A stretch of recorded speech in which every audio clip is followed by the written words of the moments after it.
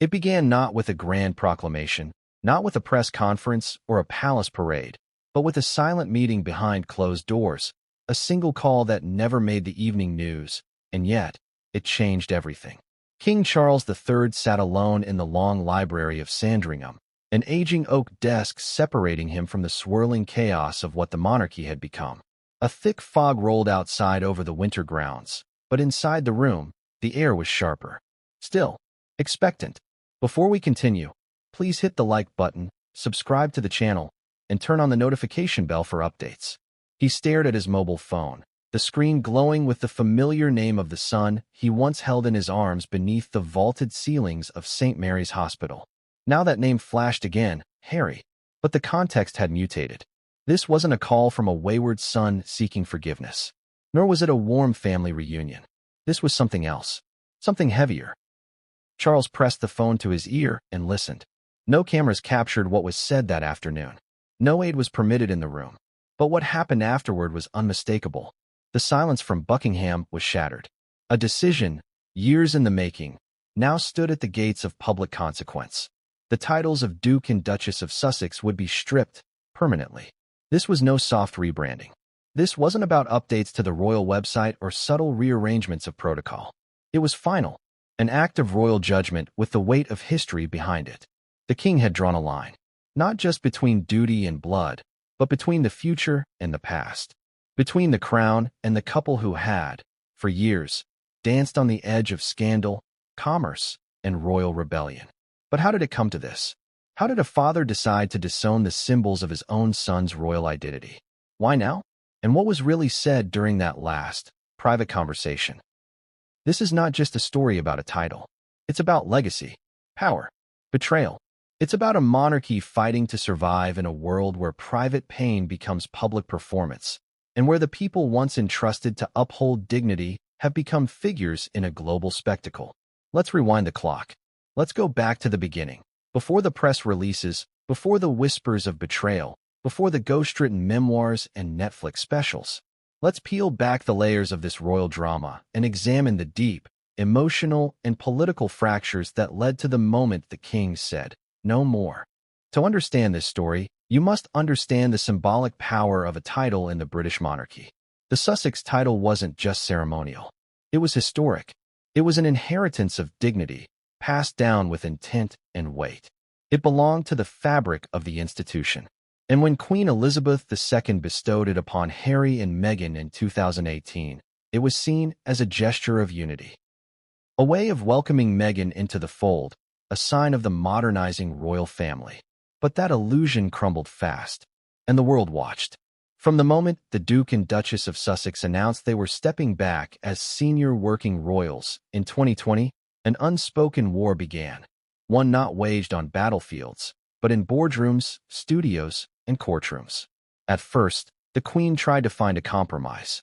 She believed in resolution through grace. But grace has limits, and those limits were tested again and again. What followed were years of growing tension between the couple and the royal establishment. Sussex became more than a title, it became a brand.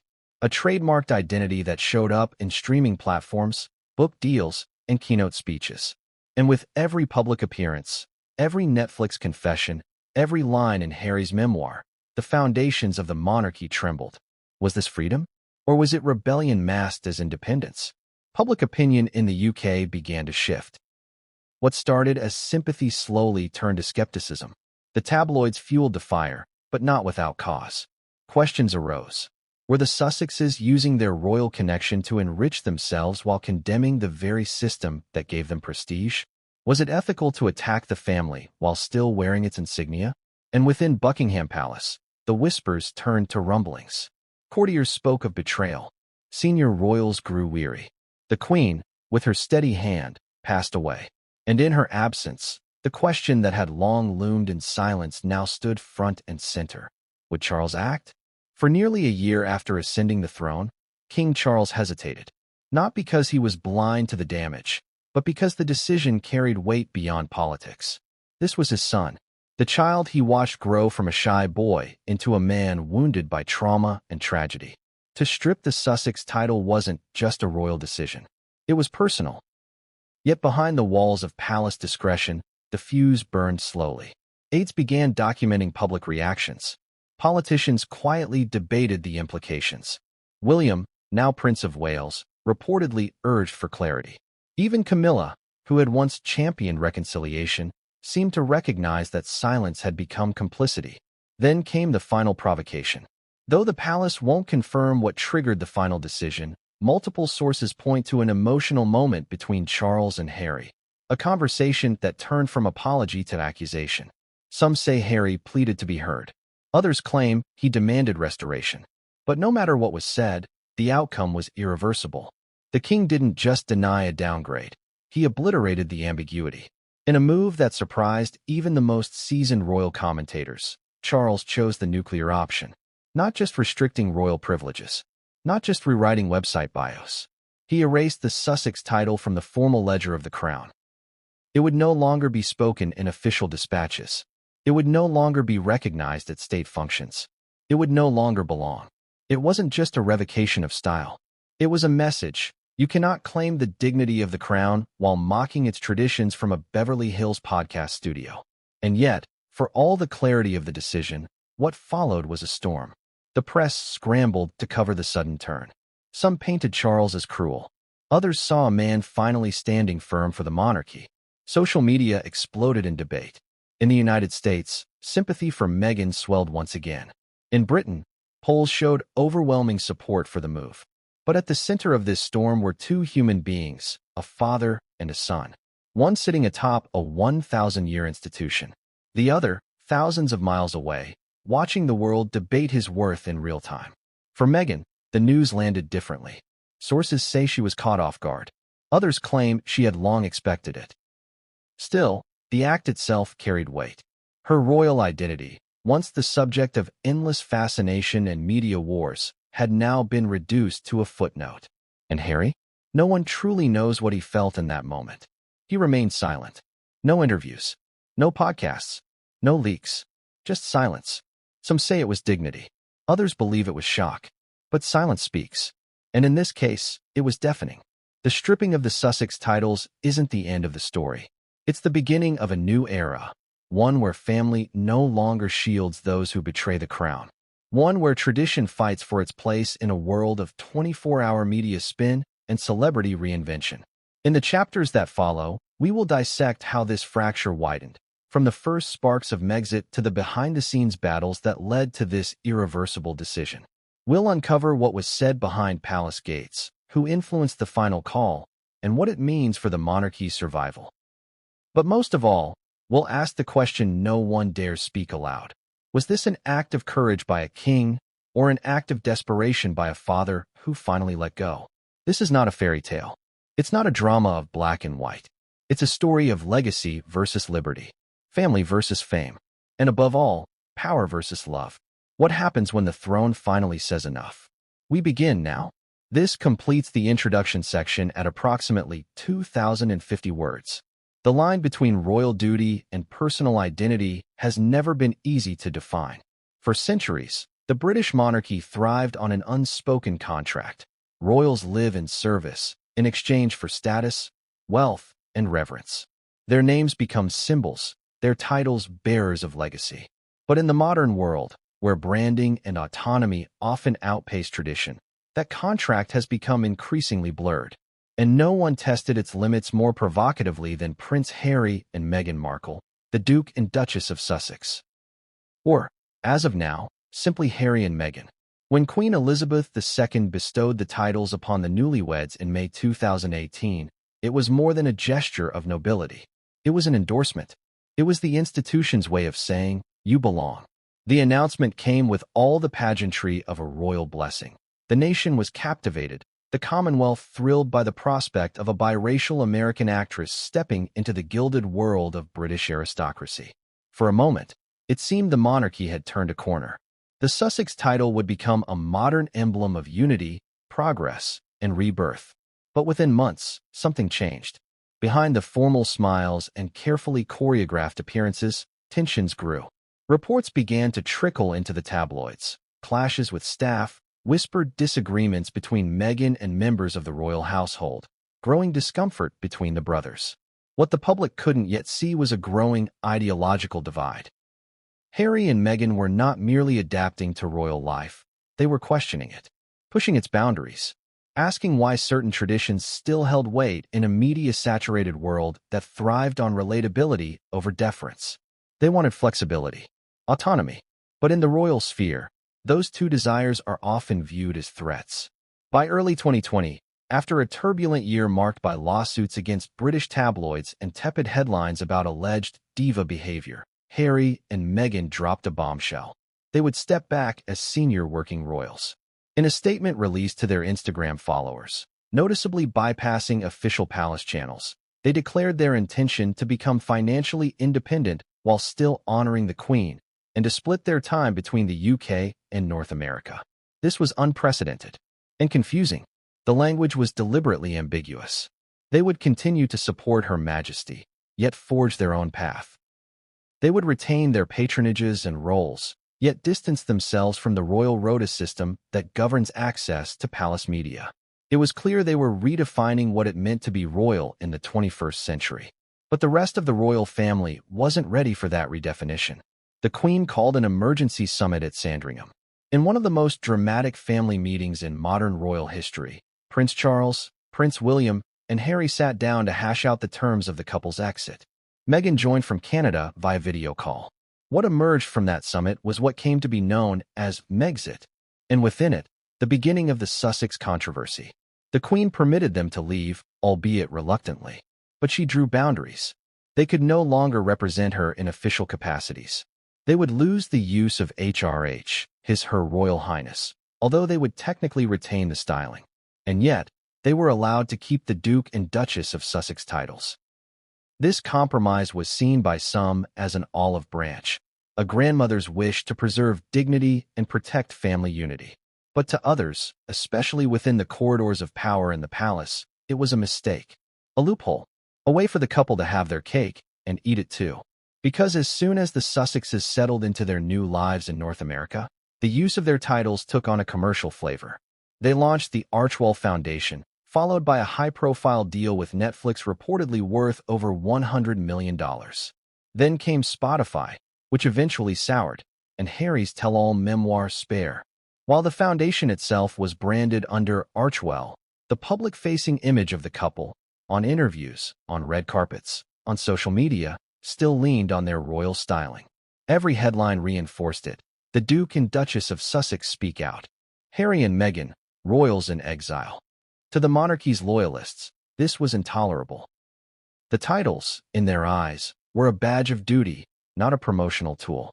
One couldn't criticize the monarchy on Oprah, profit off its inner workings in documentaries, and still use the same noble labels tied to that very institution.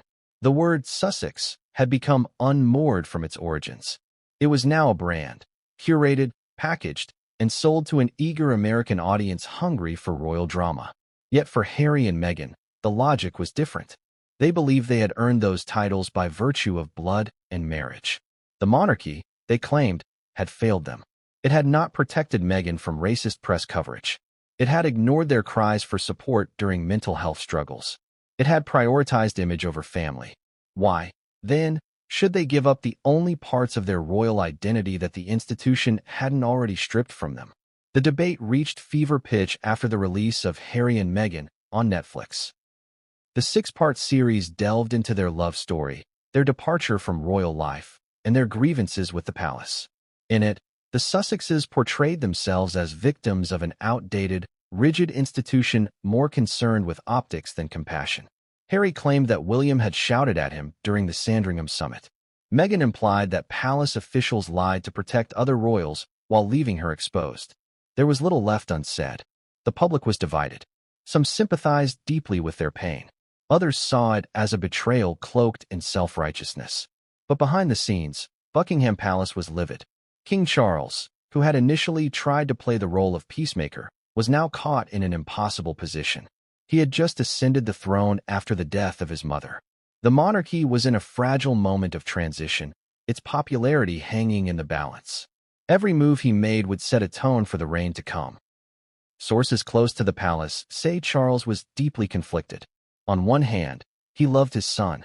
On the other, he understood the symbolic weight of the titles. Allowing Harry and Meghan to continue using Sussex while attacking the institution was, to some of his advisors, akin to letting a fired employee keep the company badge while suing the firm. As the months passed, pressure mounted. British tabloids ran editorials demanding action. Public figures weighed in. Polls showed a growing percentage of Britons believed the Sussexes should lose their titles. And perhaps most critically, senior royals, especially Prince William, were said to be increasingly uncomfortable with the optics. In early 2023, rumors began to swirl that a formal review of titles was underway. Yet Charles publicly denied that a downgrade was imminent. In official statements, the palace said there were no plans to remove titles. Some took that as a signal of restraint. Others, especially those familiar with the careful language of monarchy, read it as code, not now, but soon. All the while, Harry and Meghan continued their lives in Montecito, California. They raised their children, launched business ventures, and made sporadic appearances at philanthropic events. Meghan flirted with the idea of relaunching her lifestyle brand. Harry gave keynote speeches on trauma and mental health. And though they occasionally referenced their royal roots, there was a strange duality to it all, using the identity of royalty while claiming to reject the system it represented. The question lingered like a low hum behind every headline. How long could this contradiction last? When Harry released Spare, the memoir that laid bare the most intimate details of his royal upbringing, the dam began to crack. The revelations were staggering. Drug use, a frostbitten member at William and Kate's wedding, the physical altercation between the brothers, the resentment toward Camilla. The press devoured it. The monarchy recoiled. This was no longer just a rebellious couple airing grievances. This was a direct assault on the institution from the inside. And they were still using the Sussex title to do it. The moment had come. Quietly, deliberately, the wheels of royal protocol began to turn. In private, King Charles convened advisors. Legal consultations were sought. Historical precedent reviewed. Could a title granted by the sovereign also be withdrawn without an act of parliament? The answer was complex, but ultimately, the crown's authority, while bound by law, still held significant power over styles and titles granted in the sovereign's name. But the deeper question wasn't whether Charles could do it. It was whether he should. Stripping a royal title is not a decision made lightly. It signals more than displeasure. It signals disownment. And for a king still in the first years of his reign, the optics would be scrutinized by both supporters and critics. Yet the tide was turning. What once looked like royal mercy was now being seen as royal weakness. And so, the stage was set for a decision that would ripple across continents.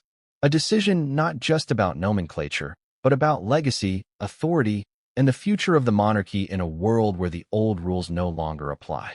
This chapter ends not with resolution, but with escalation. As King Charles prepared to make the announcement that would forever alter the royal map, one thing was clear. The title of Sussex, once seen as a bridge between worlds, had now become a symbol of division. And the man once known as Prince Harry, Duke of Sussex, stood on the verge of becoming something far more ambiguous. Neither royal, nor common. Neither inside the fold, nor entirely outside. A man without a title. For over 3 years, a storm had been brewing inside the walls of Britain's most guarded institution. The royal family, often referred to internally and by the press as the firm, had long prided itself on its stoic silence. It did not comment on speculation. It did not respond to gossip. Its strength was in its immovability, its ability to endure with grace. But in the case of Prince Harry and Meghan Markle, the Duke and Duchess of Sussex, that silence began to look like something else entirely: weakness. To outsiders, the inaction of the royal household appeared baffling. As Harry and Meghan aired their grievances on global platforms, from primetime interviews to streaming documentaries, Buckingham Palace maintained its position behind the curtain. There were carefully worded statements. Recollections may vary. This is a private family matter. But nothing more. No public rebukes. No title revocations. No sanctions. And no admission of wrongdoing. But within the palace corridors, the question was debated endlessly. Why didn't King Charles act sooner? To understand the delay, one must first understand the delicate nature of royal machinery. The firm is not just a family. It's a diplomatic organism, one that balances tradition, public duty, constitutional restraint, and political neutrality. Every step is calculated, every gesture symbolic. And when the scandal involves a member of the king's own blood, the stakes multiply. From the moment Harry and Meghan announced their decision to step back from royal duties in 2020, there was tension. Not just the personal disappointment of a father losing his son to a foreign lifestyle, but the strategic challenge of containing reputational damage while projecting calm. At the time, Queen Elizabeth II was still alive, and her authority served as a calming force. She insisted on dignity, on resolving the situation with kindness and grace, no matter how publicly humiliating it had become. Her official statement following the Sandringham summit was a masterclass in controlled emotion. "Harry, Meghan and Archie will always be much-loved members of my family," she wrote. "I recognize the challenges they have experienced, and I support their wish for a more independent life." There was pain in her words, but also resolution. The monarchy would continue. The Sussexes would depart with titles intact, but with clipped wings. It was the compromise she believed would preserve unity. But after her death, that protective canopy collapsed. When King Charles ascended the throne, many assumed he would be harsher, less sentimental. After all, he had spent his life preparing for this role, often frustrated by the constraints imposed upon him as Prince of Wales.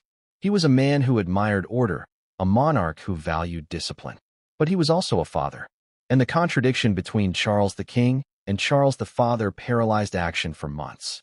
In public, he adopted a tone of reconciliation. His first address to the nation included a heartfelt acknowledgement of Harry and Meghan as they continue to build their lives overseas. It was brief, but deliberate. Some viewed it as a peace offering. Others saw it as appeasement.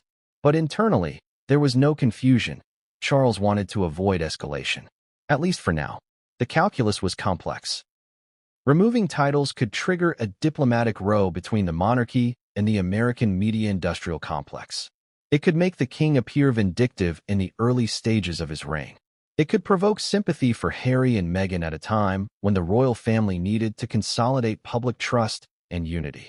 The king's advisors, too, were divided.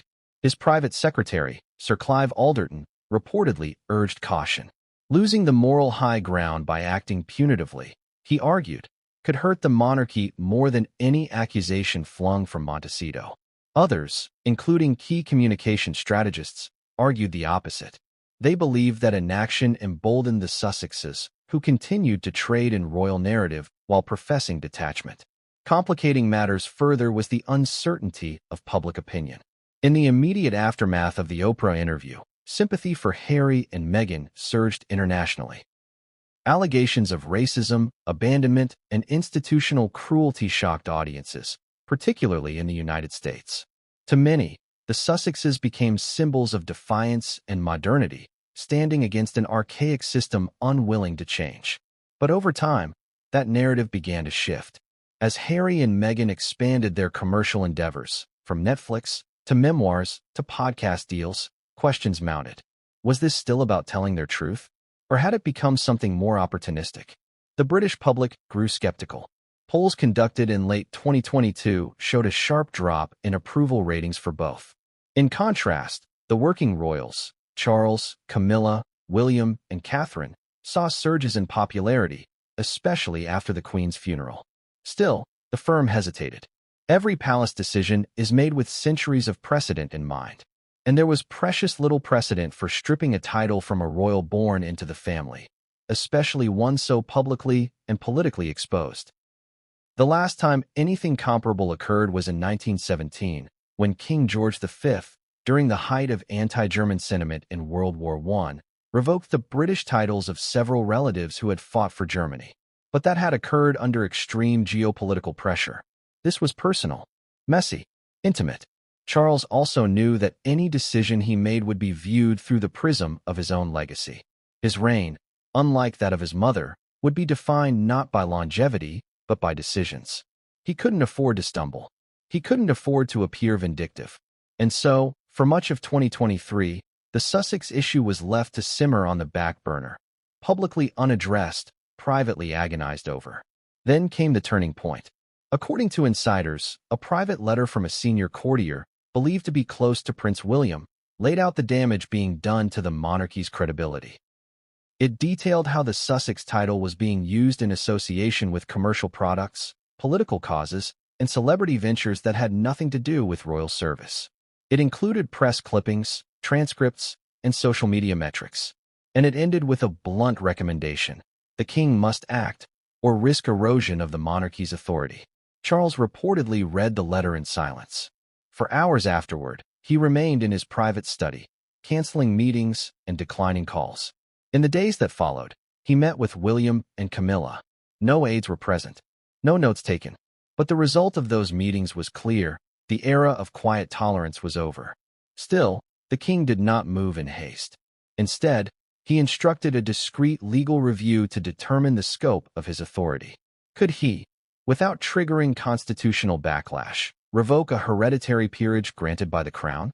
The answer came back with qualifications. It was possible, though politically sensitive. Parliamentary approval was not strictly necessary for a non-parliamentary peerage like Sussex, but it would be advisable to coordinate with government leaders to ensure support. Charles did just that. In a series of behind-the-scenes conversations with Prime Minister Rishi Sunak and senior ministers, the palace laid out its position.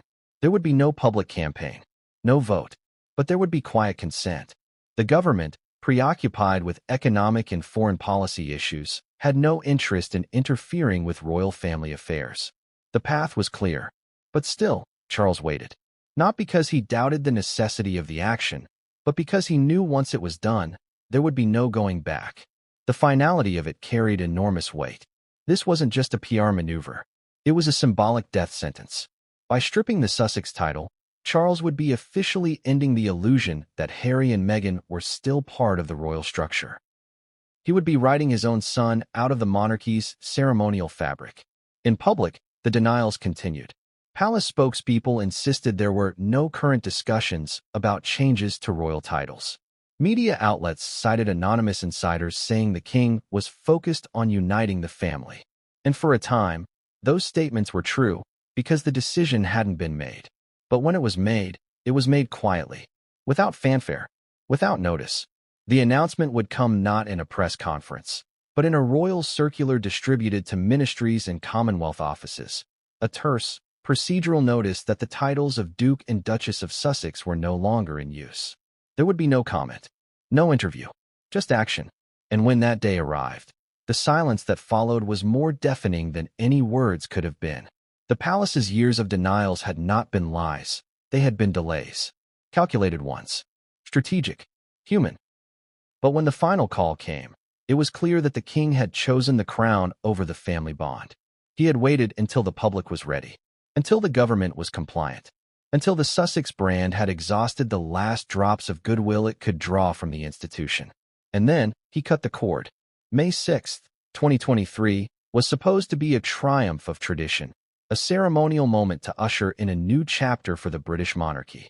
The coronation of King Charles III was meticulously choreographed, a pageant of heritage, faith, and national unity.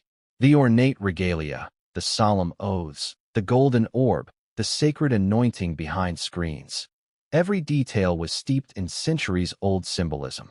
And yet, in the midst of this ancient ritual, a modern fracture was impossible to ignore. The cameras didn't capture everything. They rarely do. But what they did show was enough to confirm what many already suspected. The royal family was still deeply divided, and nowhere was that more apparent than in the strained, almost painful presence of Prince Harry. His arrival was subtle, calculated, even. He was not part of the royal procession. He did not wear military regalia. He was not seated among the working royals. Instead, he was placed in the third row of Westminster Abbey, behind the more senior members of the family. It wasn't just about protocol. It was a clear, unmistakable message. He was no longer central. Harry arrived alone. Meghan Markle remained in California, reportedly to celebrate their son Archie's 4th birthday. It was a decision that, to many, felt deliberate. The optics were damning.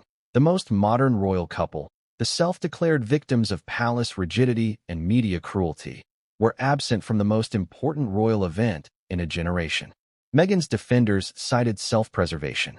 Her critics called it cowardice. But for Harry, the solo appearance marked perhaps the most isolating day of his life. He stepped out of the black SUV in a dark morning suit and a nervous smile. The cameras zoomed in. A flurry of flashbulbs followed. Every expression, every glance, every breath was scrutinized. As he walked into the Abbey, flanked not by family but by security and aides, he was met with polite nods and tight-lipped smiles. The warmth that once followed him, the affection of a nation, felt distant. What remained was curiosity laced with judgment. Inside, the Abbey brimmed with pageantry. Trumpets blared. Robes flowed. The ancient walls echoed with choir hymns. And yet, the undercurrent of family tension hung heavy in the air. William, now Prince of Wales, played a central role in the coronation, kneeling before his father, pledging loyalty and fealty in words that echoed across history. "I will bear true allegiance to you, my liege lord," he said, eyes focused, voice unwavering. He kissed his father's cheek, a symbolic gesture of continuity and respect. Harry sat motionless. No public interaction occurred between the brothers. No handshakes, no side glances, no acknowledgement. It was as if the years of shared childhood, of military service, of royal engagements, had evaporated. What remained were two men, seated under the same roof, bound by blood but not by bond. The king, meanwhile, wore the weight of the moment like a crown of its own. He smiled, performed, fulfilled every ceremonial obligation, but behind his eyes was fatigue. Not just physical, but emotional. The last few years had aged him in ways no one could ignore. The public may have seen a newly crowned monarch, but insiders saw a father broken by division, caught between his role as sovereign and his longing for family unity. It wasn't supposed to be this way. In private, Charles had hoped for more. Despite the Netflix series, despite the memoir, despite the growing distance, he had extended an invitation. He wanted Harry present, not just for formality, but because he still believed in the redemptive power of shared tradition. He thought the coronation could serve as a bridge, a turning point.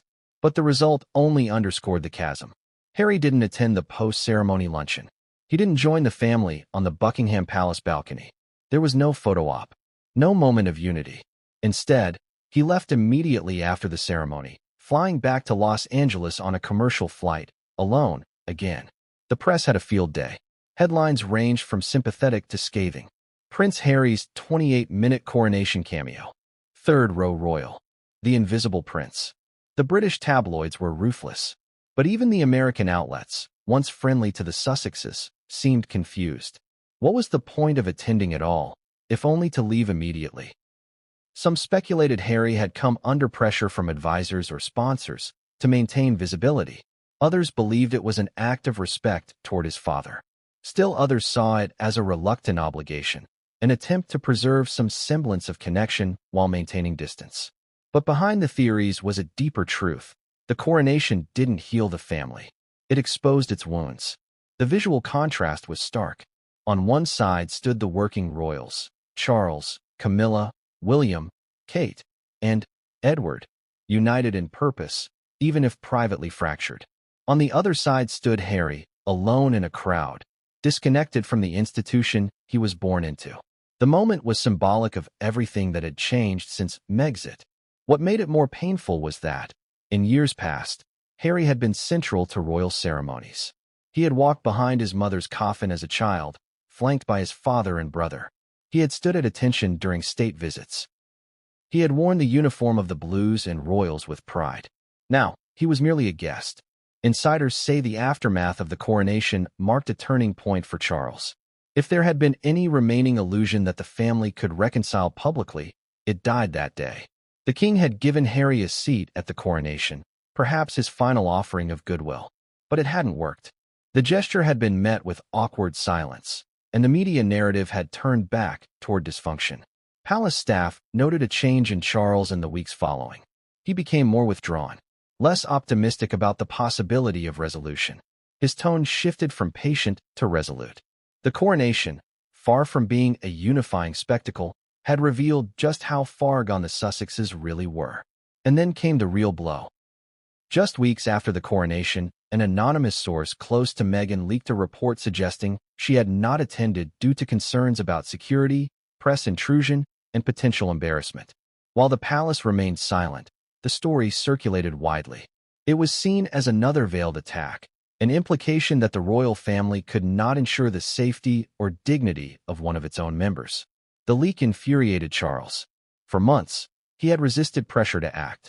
He had told aides that family matters should not be resolved through public retaliation.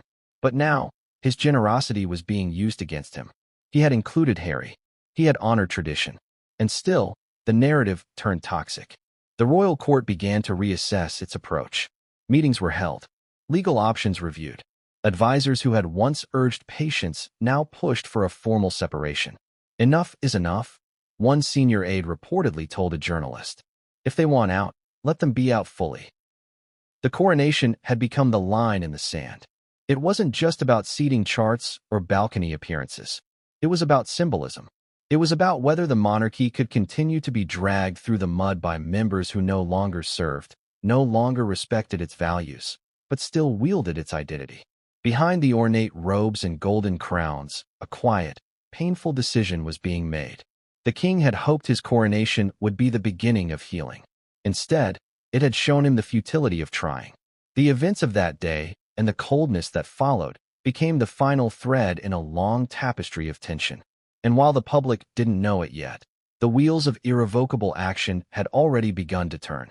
When the titles were eventually stripped, many would point back to this moment.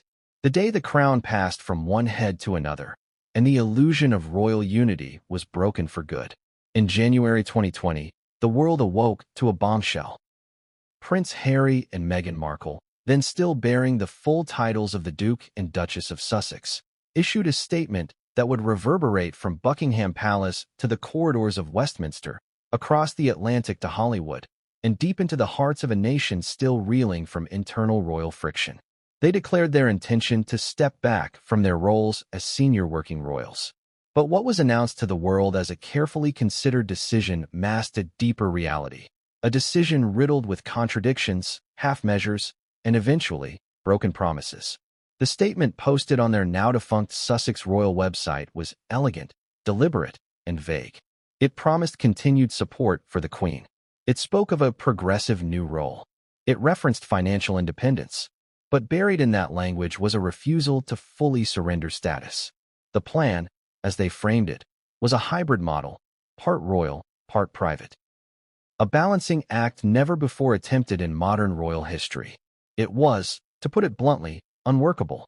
The monarchy doesn't do half measures. You're either inside the circle or you're not. You're either bound by duty or freed from it.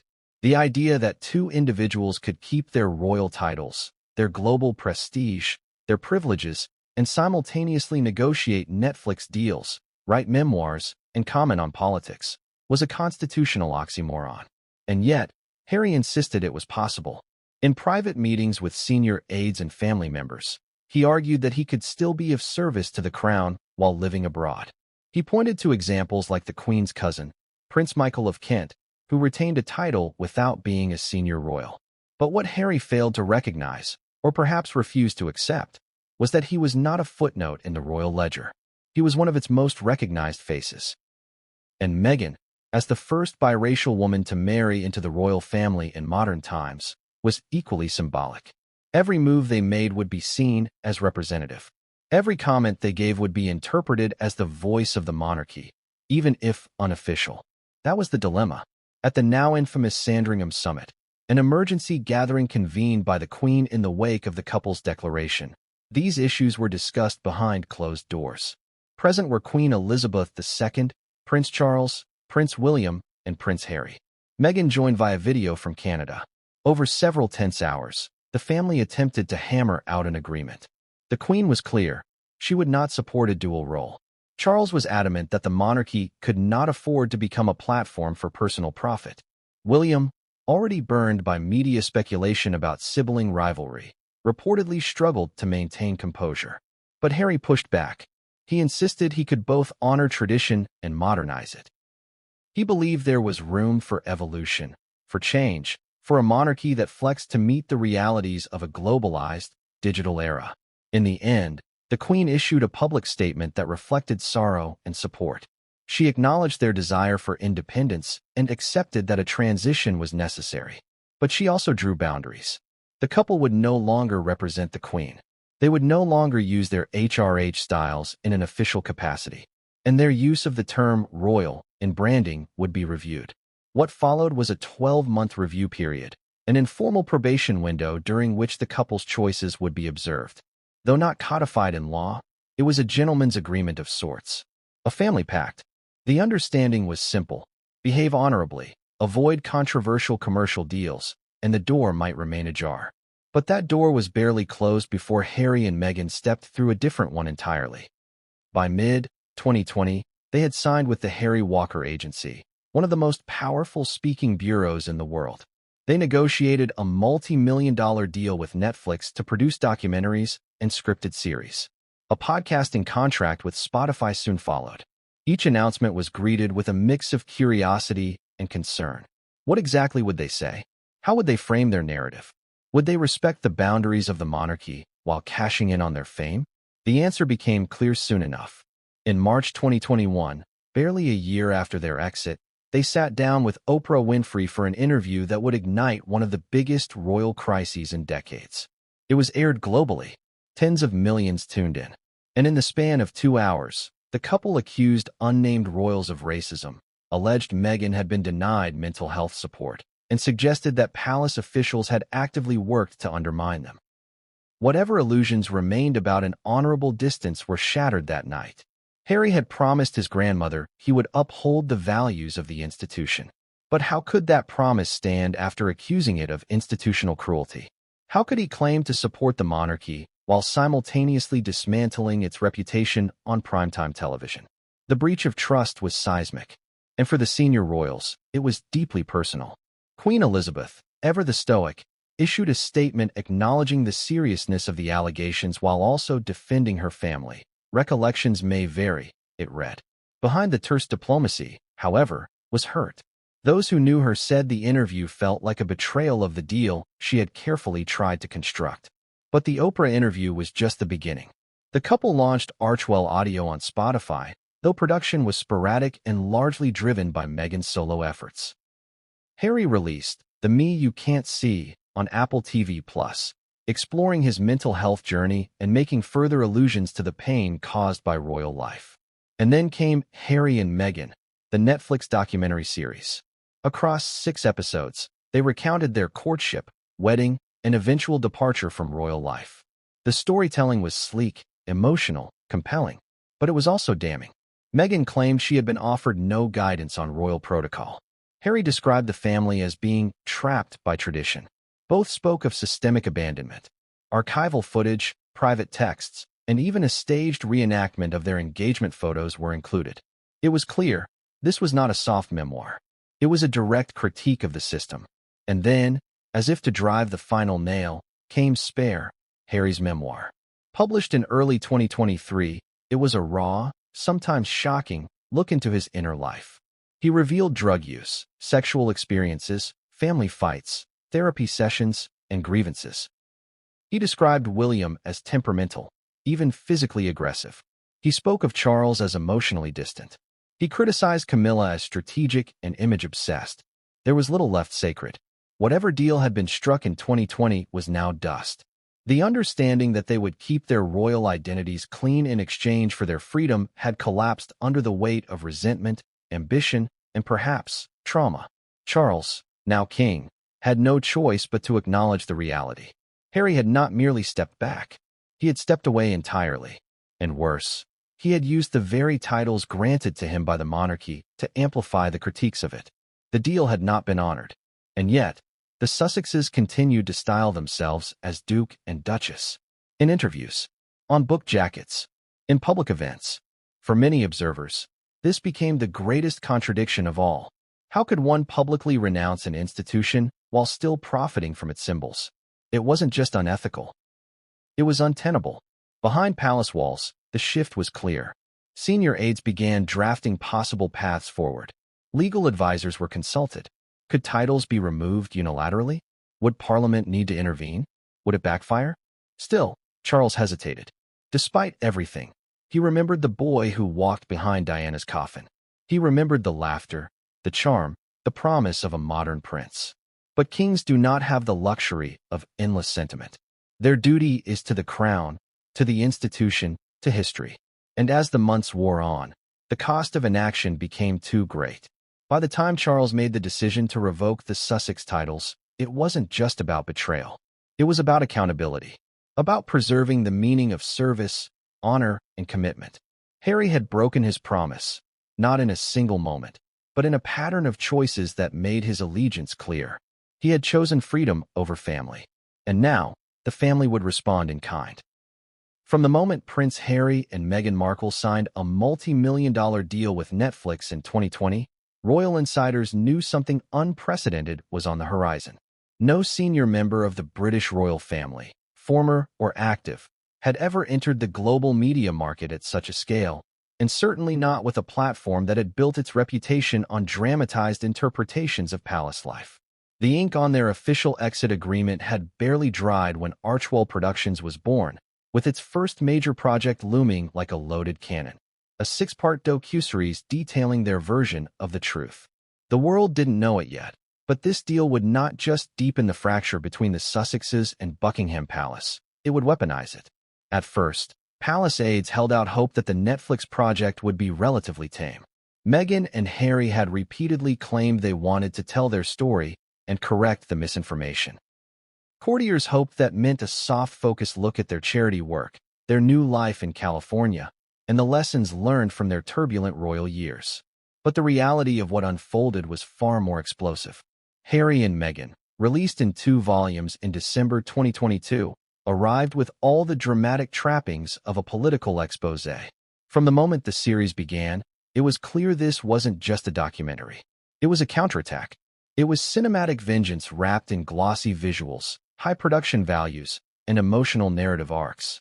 In the opening minutes, viewers were treated to black-and-white photographs, somber piano music, and sweeping shots of sunlit estates, all setting the tone for a story of struggle and survival.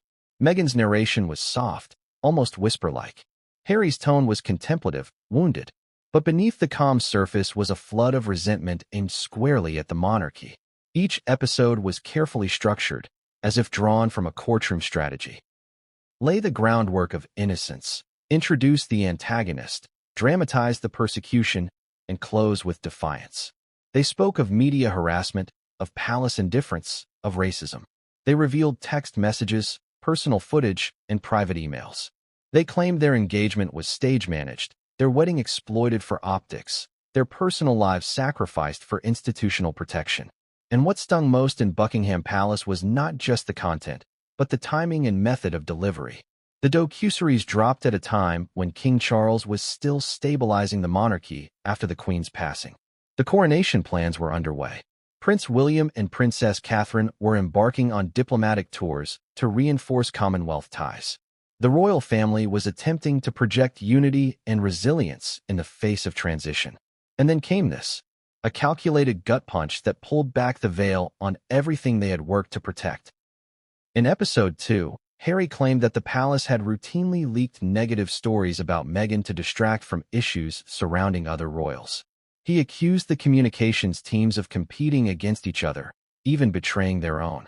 "It's a dirty game," he said, staring into the camera, his eyes a mix of defiance and sadness. Meghan recalled the moment she realized, according to her, that no one was coming to save her. She recounted being told by a senior aide not to go out to lunch because it would look bad if she was seen too often in public. She portrayed the institution as a cold machine, more concerned with optics than humanity. But it was episode 4 that broke what little restraint remained in Buckingham Palace. In it, the couple openly suggested that the palace had failed to protect their son, Archie, from racist abuse. Harry claimed that the family refused to take a stand on the issue, fearing political consequences. Meghan described feeling abandoned, isolated, ignored. For the royal household, it was a betrayal on multiple levels.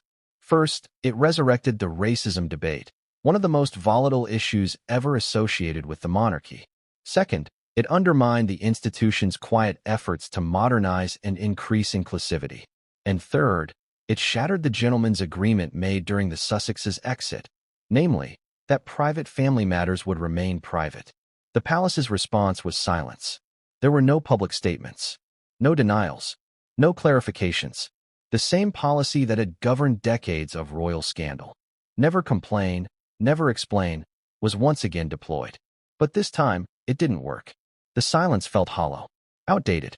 In a media age that thrives on immediacy, the monarchy's refusal to answer only amplified the Sussex's version of events. British tabloids were merciless. The Daily Mail ran headlines like Meghan's bombshells, truth or trash. The Telegraph questioned whether the king's patience had become a liability.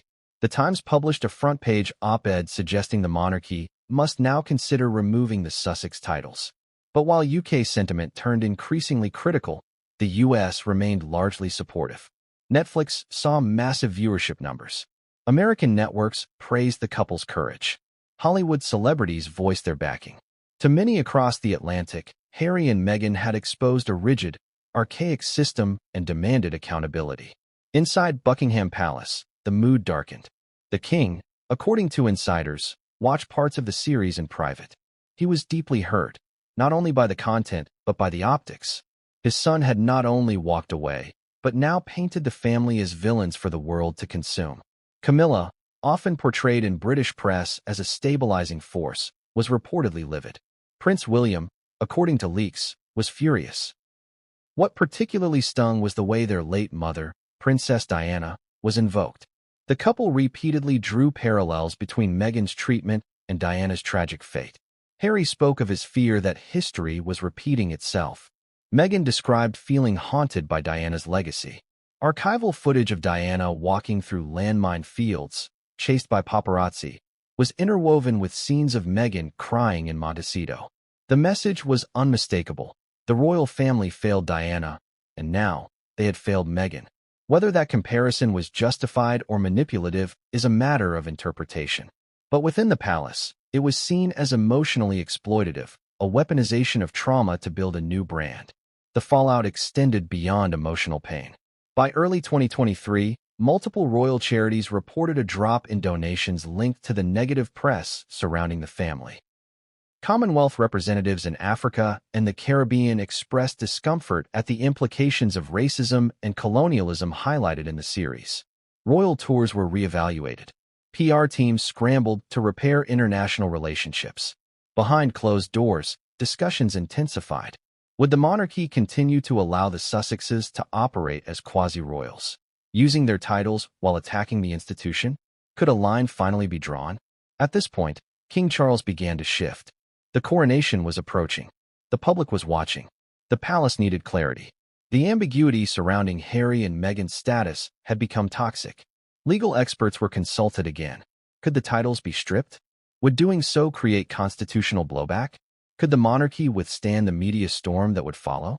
The answer was always complicated, but no longer prohibitive. Then came the moment that tipped everything, Episode 6. In the final installment, Harry accused senior royal advisors of lying to the press to cover for William. Meghan claimed she had never been taught royal protocol. The couple declared they had no regrets, even as they acknowledged the consequences. It was a clear message: they were not coming back. They had no intention of reconciling on the monarchy's terms. And that, finally, freed King Charles from hesitation. In his mind, the Netflix series represented a rupture too wide to ignore. It was not a misunderstanding. It was not a miscommunication. It was a declaration of war on the monarchy's image, and it had been delivered on the largest streaming platform in the world. The Netflix fallout was not just reputational. It was philosophical. It forced the monarchy to confront the reality that its traditions could no longer survive unchecked in a digital age where narratives could be reframed with cinematic flair. In the days that followed, senior aides began preparing public and legal pathways for stripping the Sussex titles. Plans were drawn. Communication strategies drafted. The final push had begun. The king would not act out of spite, but out of necessity. The story, from this point forward, would no longer be one of reluctant patience. It would be one of assertion, of defining the monarchy not by who had left it, but by who remained. In every story of royalty, there's a ghost that never leaves the room. For the British monarchy, that ghost is Diana. Her legacy is imprinted on every member of the House of Windsor, from the charitable causes they support to the way they engage with the media. But for Prince Harry, Diana is more than legacy. She is a compass, a warning, and a wound that never healed. And for Meghan Markle, Diana was not just a tragic figure, but a blueprint. To the casual observer, the comparisons between Meghan and Diana seemed inevitable. Both women entered the royal family as outsiders. Both faced media firestorms. Both struggled under the suffocating pressure of royal protocol. But over time, what began as surface-level resemblance evolved into something more deliberate. Meghan did not just see herself in Diana. She began to invoke her, to embody her, to use her memory as a moral and emotional shield. And that decision, intentional or subconscious, became one of the most controversial aspects of the Sussex saga. The earliest signs of this connection appeared during Meghan's first interviews as a royal fiancée. When asked about Diana, she spoke with reverence. She called her iconic and described Harry's openness about his mother's death as one of the things that drew her to him. The public embraced it. After all, Diana's shadow had loomed over Harry's life since the moment she died. It made sense that he'd choose a partner who could understand that pain.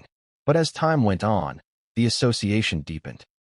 In their engagement photos, Meghan wore a sheer dress that drew comparisons to Diana's famed fashion choices. In their wedding ceremony, she walked down the aisle solo for part of the procession, an image many read as symbolizing strength, independence, and echoing Diana's lonely walk through the palace in her final years. Then came the baby announcements, the charity launches, the visits to children's hospitals. Every gesture, every pose, every soundbite seemed to echo something Diana had done decades earlier. Meghan's fans embraced the likeness. Her critics accused her of calculated mimicry. Still, the connection was manageable, until the Oprah interview in March 2021. It was in that interview, broadcast globally, that the Diana parallel moved from subtle symbolism to direct assertion. Harry and Meghan spoke openly about how the media had hounded them, how the institution had abandoned them, how their cries for help went unanswered. And then, the words landed like a dagger.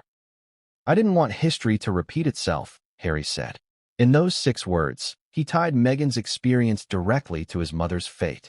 He portrayed the royal family and the press as complicit in a cycle of trauma. Meghan, sitting beside him in black, pregnant with their second child, nodded solemnly. The message was unmissable. Meghan was Diana's heir not in blood, but in suffering. It struck a chord. Headlines the next day blared. Harry fears Meghan could end up like Diana. Columnists debated whether the comparison was justified or manipulative. Social media exploded. And inside Buckingham Palace, the mood turned ice cold. For the royal family, Diana's memory is sacred, but also volatile. It is a source of guilt, reverence, and strategic vulnerability. The monarchy has spent decades slowly rehabilitating its image following her death, attempting to show the public that lessons were learned. Prince William, in particular, has worked hard to preserve her legacy in a way that feels genuine, controlled, respectful. But now, here was Harry, using Diana's story as ammunition. And worse, positioning Meghan as her modern-day echo. The tension this created within the family was immediate. William, sources say, was furious. Not only because of the implication that he had failed to protect his brother, but because his mother's image was being used in a public relations war. He believed Diana should not be exploited for commercial or reputational gain. Camilla, now queen consort, reportedly viewed the situation with growing discomfort. Diana had haunted her narrative for decades. To see her resurrected in the court of public opinion, this time in service of Meghan's grievances, was unbearable. And Charles, already reeling from Harry's accusations, saw the comparison as both unfair and deeply personal. He had spent years rebuilding his reputation after Diana's death. Now, the image of the cold, detached father, so carefully softened over the years, was being revived in vivid technicolor. Still, Harry and Meghan continued to lean into the Diana narrative. In the Netflix series released in late 2022, Diana's story was woven throughout. Archival footage of her was intercut with modern clips of Meghan. Interviews with friends and former staff drew explicit connections. The couple even visited the tunnel in Paris where Diana died, filming parts of their documentary with the somber backdrop of that tragedy. Critics called it macabre. Others saw it as catharsis. But for the monarchy, it was a provocation. The use of Diana's image wasn't limited to film. In Harry's memoir, Spare, he referenced his mother repeatedly, often with emotional rawness, sometimes with eerie intensity. He described visions of her, conversations with psychics, dreams where she guided him. He claimed she would have approved of Meghan. He asserted that the palace had never properly mourned her, and that her fate was a blueprint for how the institution still handled female outsiders. The impact of these narratives was enormous. To the couple's supporters, the Diana comparison gave their story legitimacy. It transformed Meghan from a controversial figure into a symbol of inherited injustice. It gave moral weight to their exit. If the palace had failed Diana, then surely it had failed Meghan too. But to the palace and many Britons, the tactic crossed a line. They saw it as an exploitation of tragedy, a convenient myth used to deflect criticism and absolve personal responsibility. They believed Diana's